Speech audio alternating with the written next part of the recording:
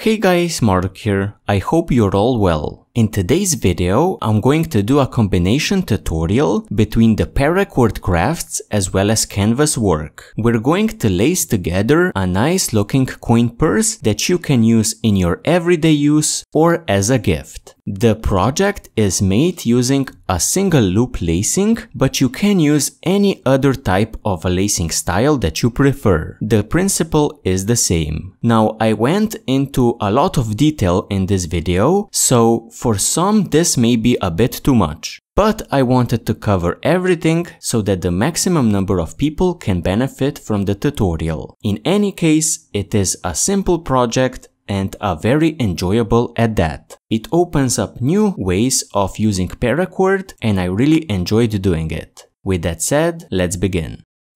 First off, let's take a quick look at the supplies that we're going to need. I'm going to address some of the supplies in further detail throughout the tutorial, but for now, let's take a general overview of what we're going to need. The first thing that we're going to need is some sort of a fabric. We want that fabric to be a bit stiff in order for our purse to also be a bit stiffer than just using something that's floppy. You want it to hold its shape, so for this purpose I recommend using canvas. Other materials made out of cotton will also be appropriate. I headed out to a store that sells various fabrics and I picked out a few that I like. The main trait is that the fabric is a bit stiff, so that your coin purse will also be a bit stiff. You're going to need some sort of paracord in order to lace or stitch together your coin purse. I recommend using either microcord or maybe type 1 paracord. I wouldn't go larger than that. You're going to need a lacing needle in order to be able to guide your microcord or type 1 paracord through the holes. Now, if you're using a sharp lacing needle, you can do that as you go along. But for me, my lacing needle is not sharp, so I had to use a spike in order to make the holes that I then laced up. You're also going to need a snap, and for this project I used a baby snap or a line 20 snap as they are called. So with these supplies listed, that's pretty much all that you're going to need. Maybe a ruler, a lighter, a knife or scissors, and you're pretty much done with the supplies needed for this project. So with this overview done, let's get into the action. We're going to proceed by cutting out a rectangular shape used to make the purse. Now, what we're going to use is a width of about 4 inches and the length of about 7.5 inches. So the fabric is going to be about 4 inches in width, and then the length is going to be 7.5 inches. Mark down the fabric.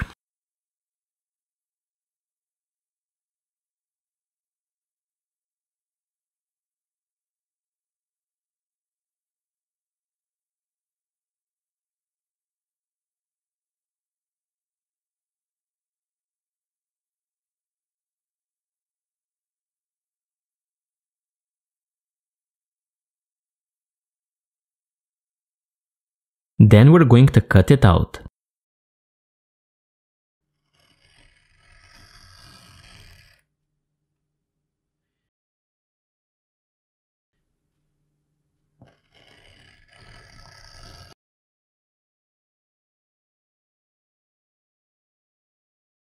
After cutting out our fabric, we're going to fold our fabric a few times to get the basic proportions for our purse. So you can see that we fold once to get the body for our purse. This is where the coins are going to go. and then the top part is going to close over, and this is going to be the flap that is going to carry the snap. So once you have done this, you can iron it out or just press on the edges in order to mark where everything goes. So once we have determined the basic proportions for our coin purse, we're going to start by folding one of the edges. After folding it along the length, we're going to fold our purse together. And as you can see, we have two doubled edges coming together here. We have done this in order to protect the edges of our fabric from wear and tear, and our lacing is going to reinforce this and hold everything together. At this point, you can use a couple of pins to hold everything together, or glue the two edges together, or you could also use something like a bulldog clip, which I really like because you can place it right next to where you're working and then simply move it along when you're making your holes and doing your lacing. So after you have your edge prepared, we're going to make a few holes. To do the holes, I use a spike. As mentioned, if you have a really sharp lacing needle, you can skip this step. Now, to mark the holes, you can do it by just guessing the distance, and if you are really good at stitching, you can do it freehand. If not, you can begin by marking your holes using a compass.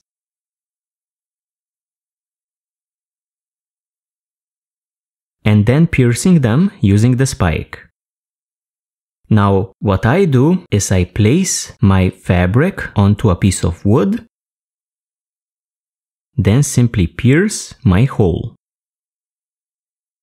I pierce it down, like this, and then run my spike through the fabric until I get the size of my hole that I would like.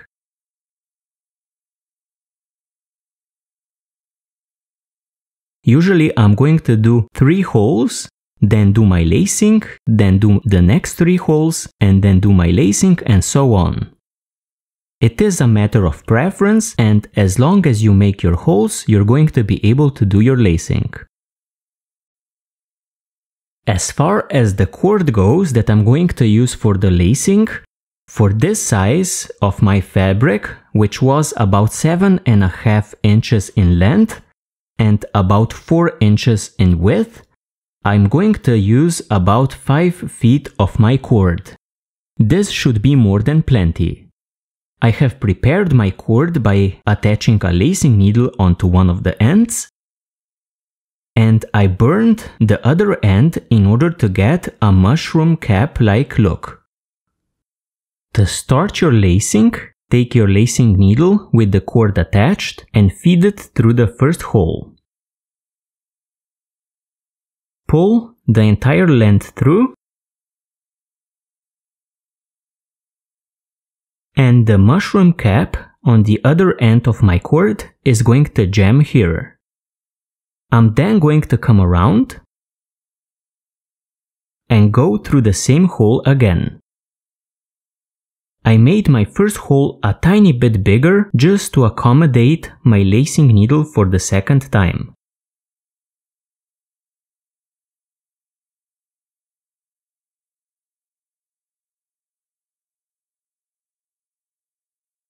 Like this. Then we come from the front, under, like this, and pull your cord through.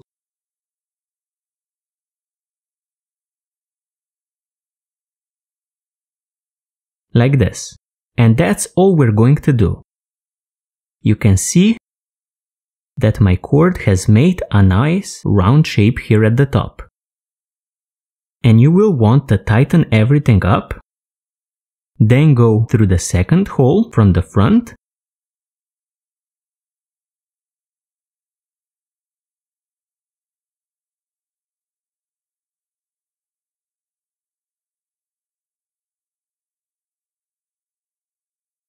like this,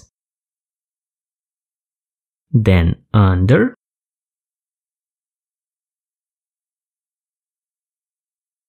and tighten everything up.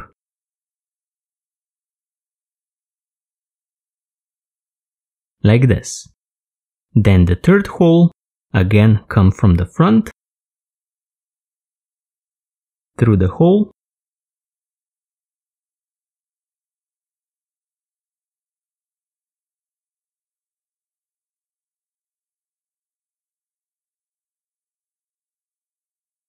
under,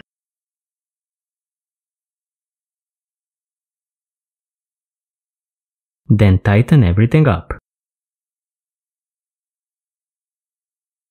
Like this. At this point, what we're going to do is make 3 more holes, then do 3 more of these stitches or lacings. Then 3 more, and 3 more, and so on. So let's continue. As mentioned, we continue with the next 3 holes.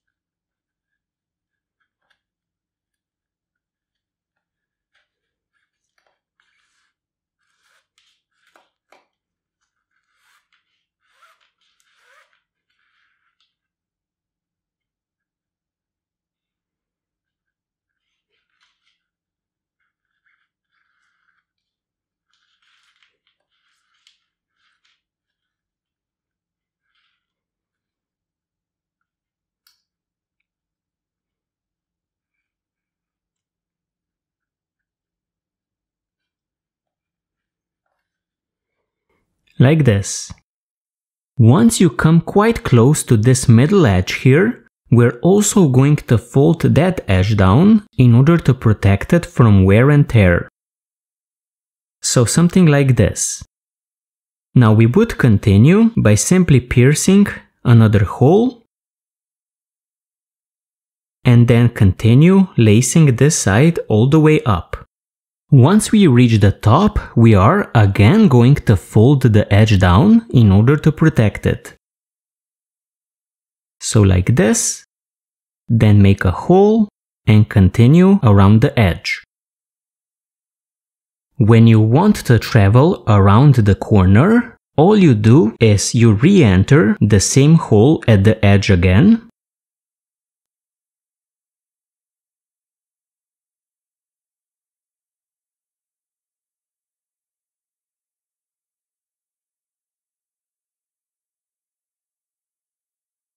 Like this. Then continue the same way we did before. So you travel under it,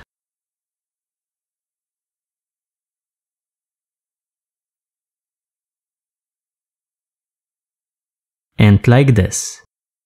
You can now continue lacing over the top, and then we're going to do the same thing again. After you almost reach the other side at the top, we need to fold this other edge here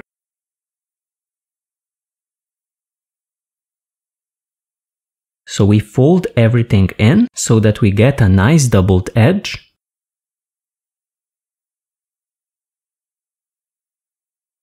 Which we then secure.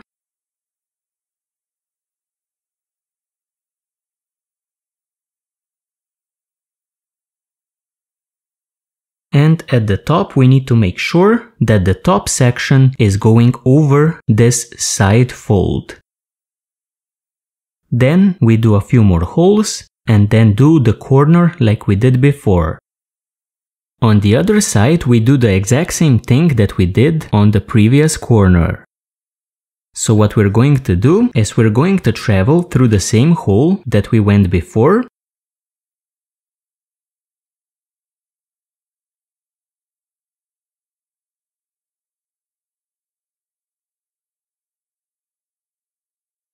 To create this lacing here. Then go under it.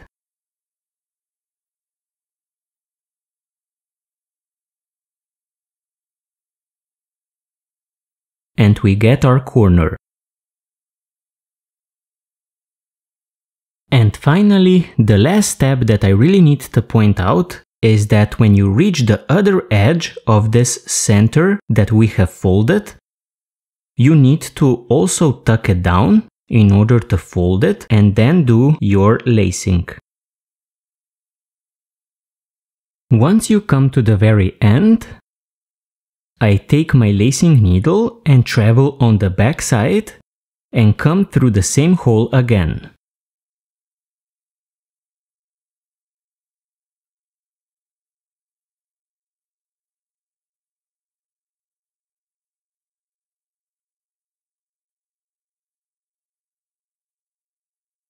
Like this. Then I simply snip off my end and make another mushroom cap like we did at the start. In order to prevent this middle from folding over, I'm going to place a couple of stitches here at the center in order to hold it in place. So what I'm going to do is make 3 holes, then do a simple stitch. We're going to come through the first hole from the bottom.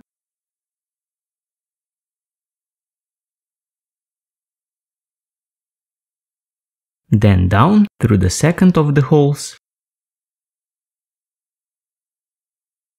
And up through the third hole.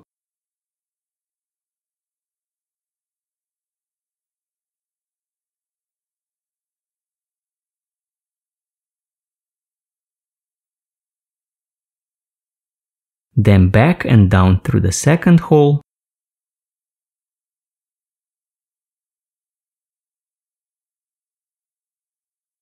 And up through the first hole.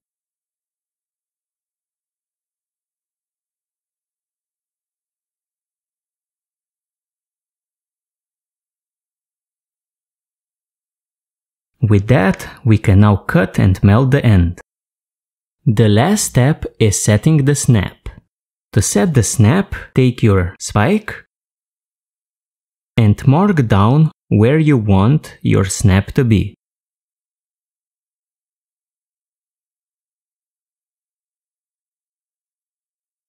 Like this.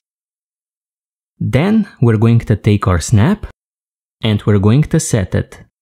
To set our snap, we're going to need a few tools.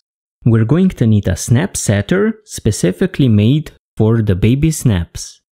We're going to need a hammer to hit onto the snap setter, and we're going to need 4 parts of our snap. The cap as well as the socket go together, and they're going to be placed onto the top, onto the flap. The stud as well as the eyelet are going to be placed here at the center on the bottom of our snap. So let's do it. So first what we're going to set is the eyelet as well as the stud. So we take our eyelet,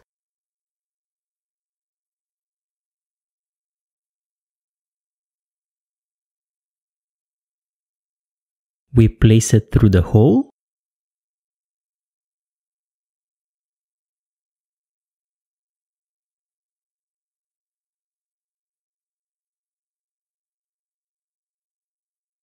Then we place an anvil under our eyelet.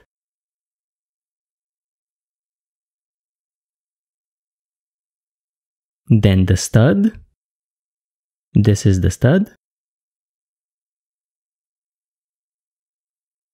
Then the setter. And we simply hit on the setter a few times.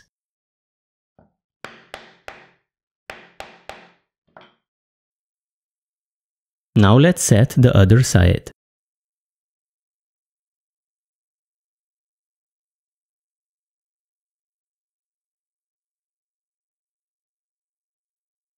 Take the cap, place it through the hole from the top,